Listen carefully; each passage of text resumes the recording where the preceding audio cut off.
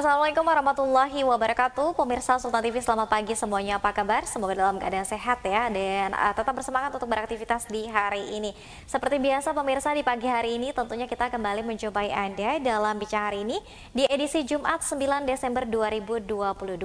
Sebelum kita membahas tema kita yang sangat menarik di hari ini ya pemirsa, kita ingatkan kembali untuk Anda yang belum memfollow media sosial kita di Instagram kita di @sultantv.co dan juga @beritasultantv, lalu fanpage Facebook kita di @kreatifsultan dan juga YouTube streaming kita di Sultan TV.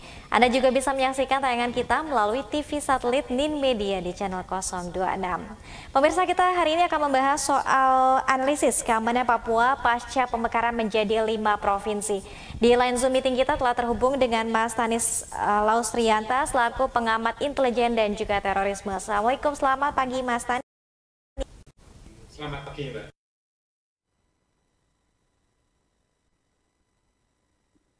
Ya, audio tidak terdengar. Ya, halo, sehat ya Mas ya?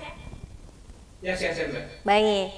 Oke, mungkin sebelum kita memulai soal analisis keamanannya, mungkin pemirsa juga perlu diingatkan kembali ya Mas Tanis bahwa saat ini di Provinsi Papua ya, ini sudah ada 5 provinsi apa saja, dan kemudian sebetulnya latar belakangnya sebelumnya itu menjadi pemekaran 5 provinsi ini seperti apa Mas? Silakan. Ya, Papua sekarang menjadi 5 provinsi. Setelah ada Papua, kemudian Papua Barat, kemudian ada Provinsi Papua Pegunungan, Provinsi Papua Tengah, dan Provinsi Papua Selatan. Nah, menariknya memang ketika muncul pemekaran 3 provinsi yang baru ini, pro kontra mulai muncul di sana, dan terutama dari kelompok-kelompok yang anti pemerintah sebenarnya, mereka menentang adanya. Dan ini sebenarnya sangat aneh dari logika kita, kalau misalnya kita memang mengutamakan pembangunan kepada masyarakat, mengingat luas wilayah Papua yang sangat luas dengan geografis yang sangat karakternya sangat unik, dengan kekayaan alam yang sangat luar biasa, ketika mau dimekarkan justru ada ditentang. Ini kan menjadi yang aneh. Nah, muncul juga ada gerakan di sana yang bisa dianggap bahwa ini akan mengganggu stabilitas keamanan. Jadi munculnya provinsi baru diiringi dengan adanya gangguan. Nah, ini justru membuktikan sebenarnya bahwa kelompok anti pemerintah ini terganggu dengan adanya pemekaran. Padahal tujuan pemekaran ini untuk mendekatkan diri pemerintah langsung pada masyarakat, untuk semakin mengintenskan kehadiran negara di masyarakat. Ketika negara hadir lebih intens di masyarakat dengan berbagai programnya, misalnya program ekonomi, kesehatan, pendidikan, maka kepercayaan meningkat terhadap negara. Nah, inilah yang membuat kelompok-kelompok anti pemerintah agak terganggu. Ketika kepercayaan masyarakat terhadap negara semakin tinggi, otomatis ruang gerak bagi kelompok-kelompok anti pemerintah akan semakin kecil. Nah, makanya mereka bereaksi seperti itu, mereka mengganggu pemekaran ini. Mas Tanis, kalau boleh tahu juga, kalau dari proses DOB ya, ini daerah otonom baru yang kemudian menjadi 5 provinsi, ini kan sebetulnya sudah sejak lama ya ingin adanya pemekaran. Kemudian pemerintah baru melakukannya di tahun 2022 ini. Mengapa kemudian ada proses yang begitu panjang, Mas Tanis? Ya, tentu tidak mudah memekarkan suatu daerah, karena perlu juga infrastruktur, kan perlu disiapkan infrastrukturnya. Misalnya akan sangat lucu ketika nanti dimekarkan menjadi sebuah provinsi, tetapi di sana tidak ada infrastruktur yang mendukung. Misalnya nanti kantor gubernurnya di mana, kemudian poldanya di mana, ada nanti kodam di mana, dan infrastruktur dan sarana-sarana lain, termasuk nanti ada instansi-instansi yang di sana. Nah, itu perlu disiapkan. Itu yang pertama. Yang kedua, tentu ini memerlukan proses politik. Karena ya memang ini keputusan politik yang disahkan dengan undang-undang, dan tidak mudah itu.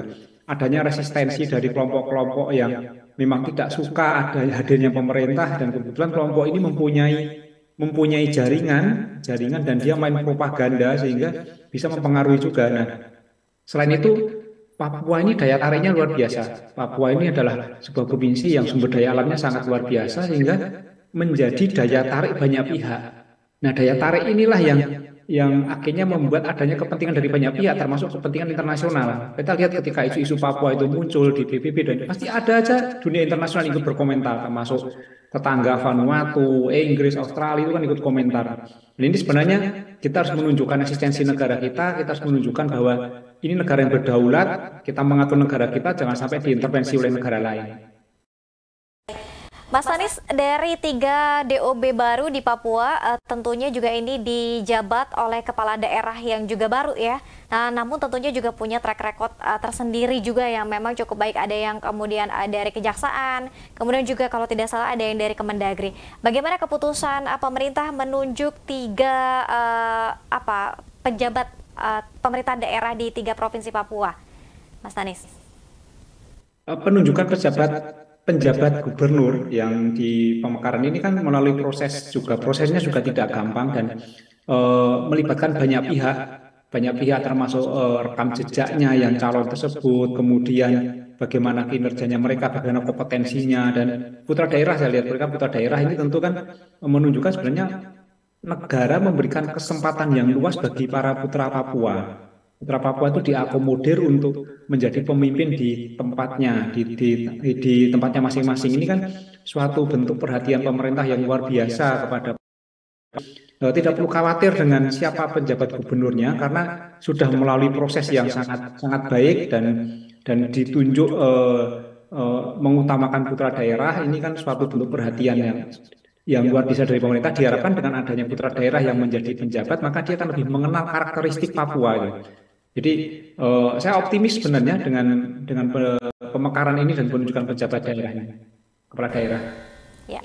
Baik, Mas Tanis, dari 3 DOB baru di Provinsi Papua, apa kemudian mungkin ada karakteristik tersendiri ya yang mungkin barangkali ada juga punya irisan di provinsi sebelumnya. Nah, seperti apa kemudian tanggapan mungkin sejauh penelitian atau mungkin penilaian Mas Tanis ya, ini dari yang Provinsi Papua yang lama dengan yang sekarang 3 DOB Papua baru. Apakah ini kepala daerah sudah cukup harmonis dan juga bersinergi, Mas Tanis? Ya, sebenarnya saya malah lebih menyoroti bagaimana nanti peran dalam mengelola dana otsus, karena dana otsus itu sangat besar. Nah, selama ini kan kita bisa melihat dengan dana sebesar itu di Otsus, apa dampak bagi Papua.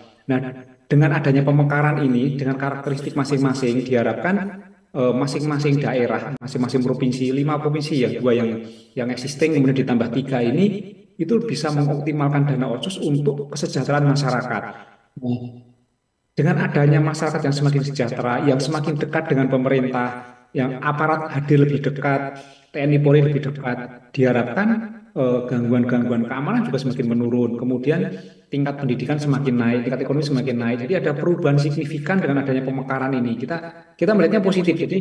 Jadi dengan adanya pemekaran ini, fungsi pemerintah daerah itu bisa lebih baik lagi, lebih optimal lagi memanfaatkan dana otsus untuk kesejahteraan masyarakat, sehingga kehadiran negara dirasakan dan ruang kelompok yang anti NKRI bisa tertutup, sehingga kondisi bisa lebih baik lagi di Papua. Baik, suasana bisa lebih kondusif ya.